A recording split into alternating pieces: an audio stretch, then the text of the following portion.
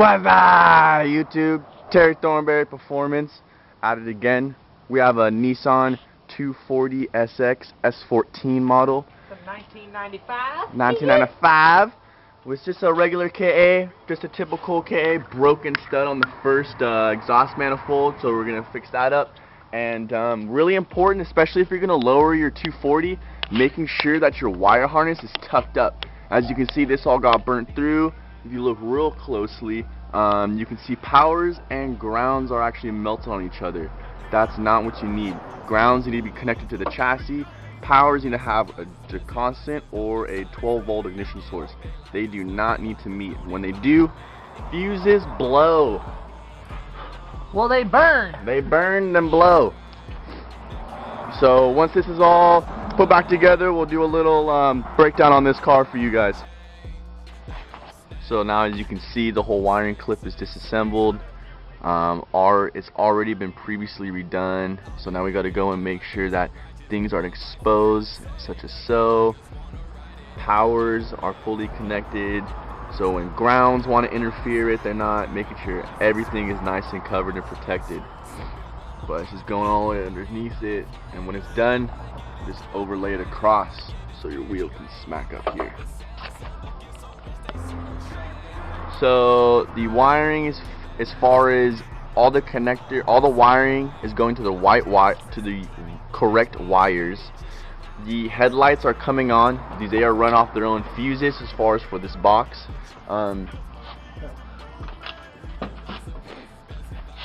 The blinkers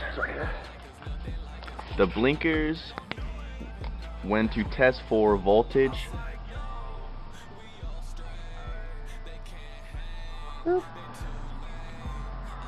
Comes up as neutral, as if you are touching or ohming the two prongs together. This should be at least showing 12 volts. This is blinker, and they are on.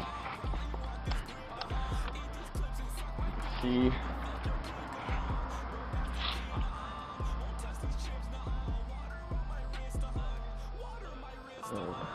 and showing no voltage.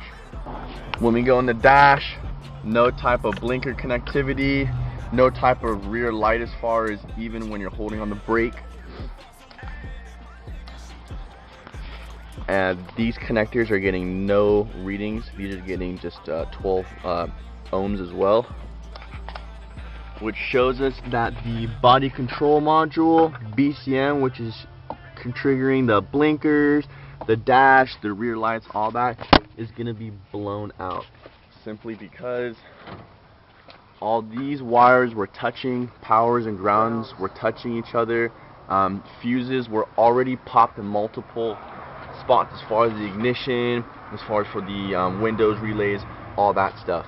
So if these are getting too much power and they're still continuing to get power, the only thing that is going to pop is going to be the actual component itself.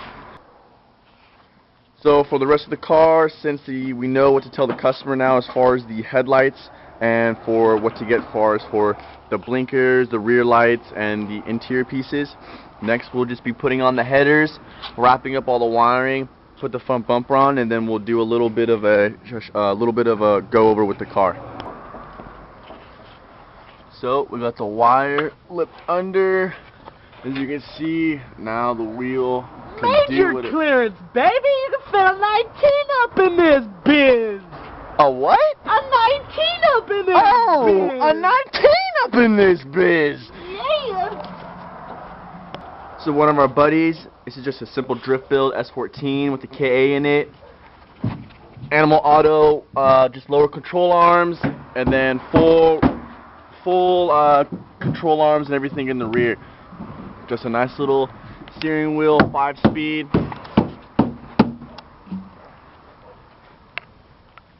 Clean up a little bit of door banging. It's alright though. Yeah, she's a drift slut, but she's about to get a full-on makeover by the owner. Alright, so this is the S14. We just put a little rear switch on it. We'll put a little rear switch on it for the lights.